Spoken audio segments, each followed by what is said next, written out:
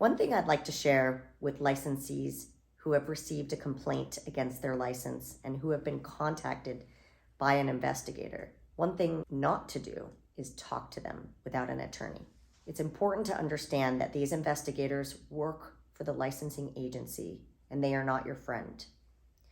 Anything you say to them can and will be used against you and could potentially result in criminal implications. It is very important to contact a qualified attorney to discuss the complaint with them, and that attorney can in turn receive a copy of the complaint from the board to ensure that the licensee knows exactly why they're being investigated by the board. Remember, if contacted by an investigator, anything you say can result in discipline against your license.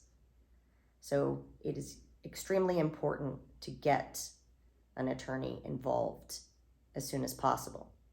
Now, if you've already spoken to the investigator and you're listening to this and thinking, what can I do? It's important to get an attorney involved even if you've already spoken with an investigator, because you could receive in the mail a document entitled accusation, which has a time-sensitive response of 15 days. If you don't respond to that accusation within that time frame, your license can be revoked. Hiring a qualified attorney like myself can avoid license revocation and ensure that the accusation is timely responded to and that you are properly represented moving forward. I personally have both a criminal defense and professional licensing background. When you are looking for an attorney to handle your criminal offense that you've just been arrested for, a good question to ask is whether they also handle professional licensing matters.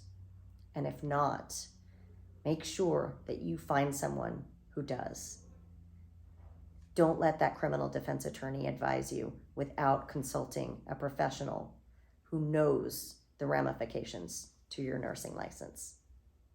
If you are a licensee that has received a letter in the mail indicating that you have a complaint against your license, or you receive a knock on your door from an investigator wanting to speak with you immediately,